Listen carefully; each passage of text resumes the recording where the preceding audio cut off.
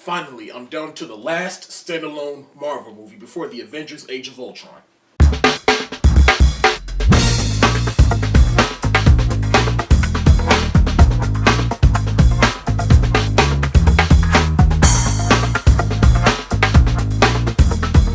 Guardians of the Galaxy. And again, this is a spoiler-filled review, so if you haven't seen Guardians of the Galaxy, go watch my spoiler-free review. The link is in the description below.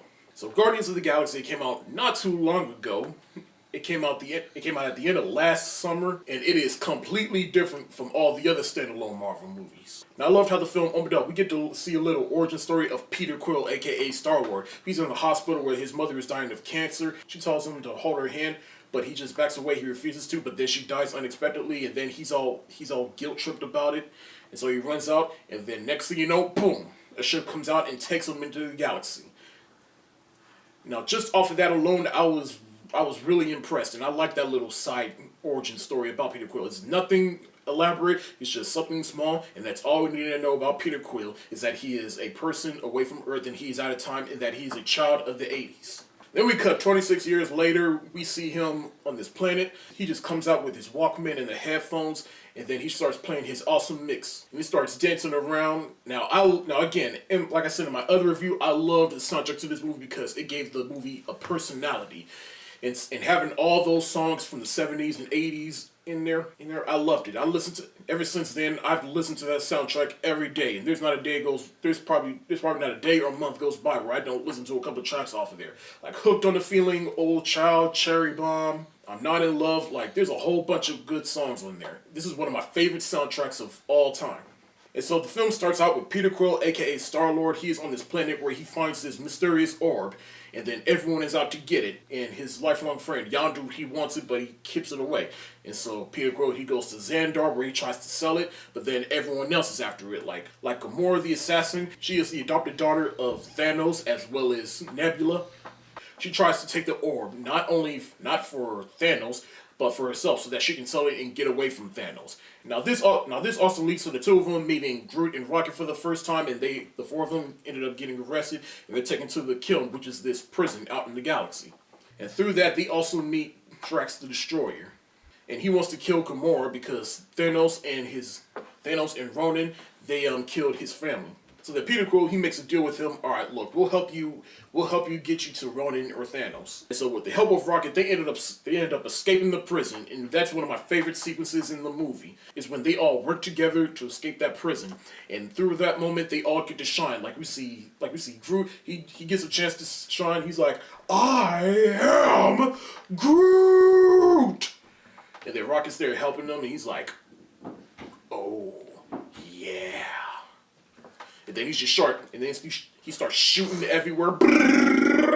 Gamora, Peter, and Drax, they get a little action time. Long story short, they end up escaping the prison. So Gamora knows this person known as the Collector, who is at the end credit scene of Thor: The Dark World, who is willing to take the orb and sell it to them. Now, before I continue on with the story, let's talk about the Guardians themselves. Now, Peter Quill, aka Star-Lord. Chris Pratt, he was made to play this role, and this role was definitely his, and he is hilarious throughout the movie. Zoe Saldana, who plays Gamora, I love her in this movie.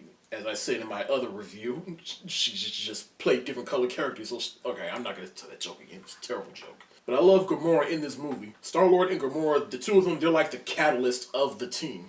And I love Gamora in this movie because of her origin story. They didn't say much about it. They didn't elaborate on it. All we needed to know was that she was adopted by Thanos. And since then, she wanted to get away from him because Thanos killed her family and her home planet or whoever.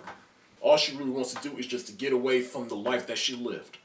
Now, Drax, played by Dave Bautista, I love him in this movie because this role was made for him, and not much is expected from him. And it's not particularly the greatest actor, but for what he was given in this movie, it worked for him. And I love his character because, like Rocket said in the movie, his kind takes everything literal. Metaphors will just go over his head. So then, just seeing him taking everything literal, as in and he's like, my finger through his foot. What does that mean? But when he's in action, he is in action, and he definitely kicks ass. Like I said in my other review, the two best characters in this entire movie all came down to Rocket and Groot. Rocket, he's voiced by Bradley Cooper, and as I said before, you can barely tell it's Bradley Cooper. He definitely sounded like a scumbag / scoundrel in this movie. And like Rocket, he is like probably one of the best side characters within this entire universe. And Groot, I have grown to love Groot in this movie. And seeing his role in this movie, and of course it's played by Vin Diesel, but Vin Diesel, he did a great job voicing him, even though he was given only 3 lines.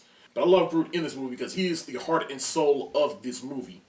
In fact, I love Groot so much that I even brought my own singing dancing baby Groot. And like I said before, this whole movie would have failed if Rocket and Groot wouldn't have worked. You have a talking raccoon and a walking talking tree. If those 2 things did not work, this whole movie probably would have failed. But luckily, it worked. Now let's talk about Ronan. Now, like I said, Ronan, I actually like Ronan more and more than I think about it. He's not the best villain within these movies, but he's better than Malekith from Thor: The Dark World. Like, the thing about Ronan is just like, he's not really threatening, especially when there's a higher threat over him, like Thanos. And that little scene that Thanos had in the movie, even though it wasn't much, I liked it. In fact, when I was just watching Guardians of the Galaxy yesterday to prep for this review, I put Thanos scene on repeat, and I just loved his dialogue within that movie. Because Ronan, he had something to prove, and he just wanted to get away from Thanos as well, and he wants to rule the galaxy. Ronan's little side character, Nebula, who's also Thanos' daughter, played by Karen Gillan, I actually liked her a lot, and I can't wait to see what they do with her in future movies. And I like the relationship between her and Gamora within this movie.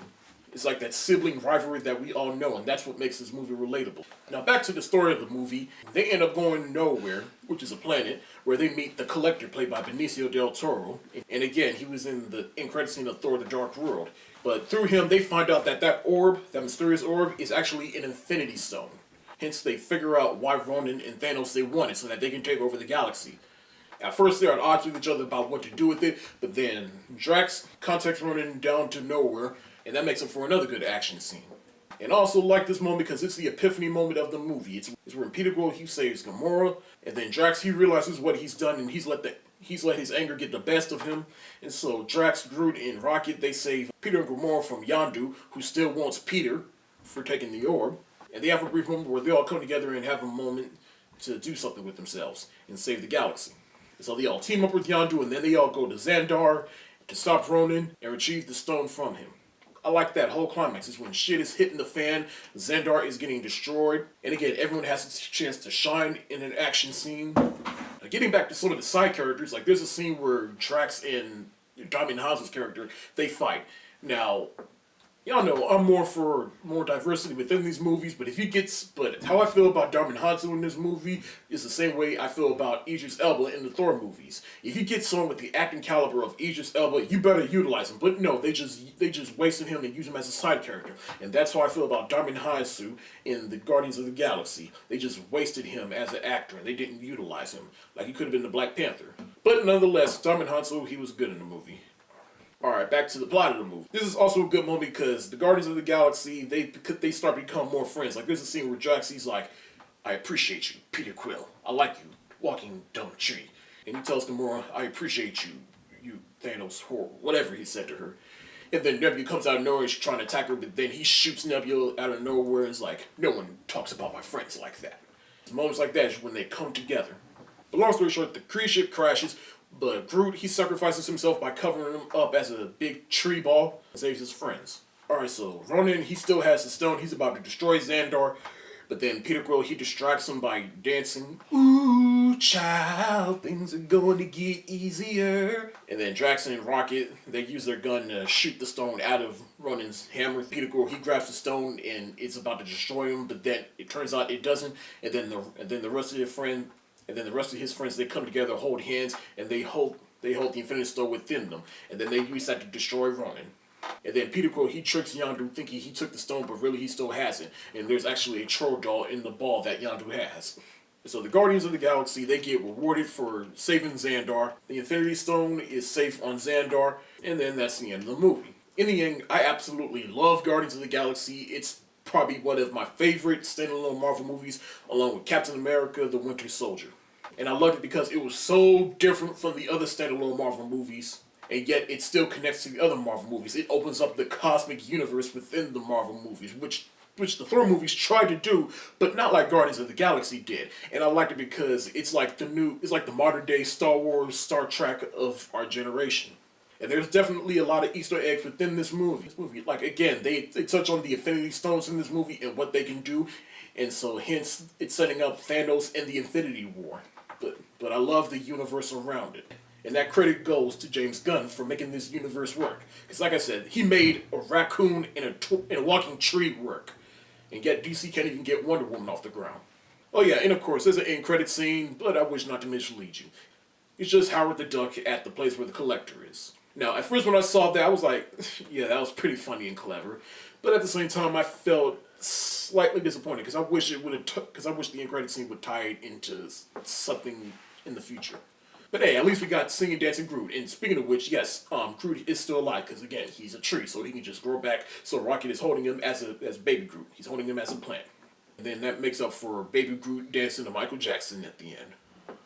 In conclusion, I absolutely love this movie. The characters were good, the action was good, the universe around it was good, the story was good. It's a great entry within the Marvel Cinematic Universe.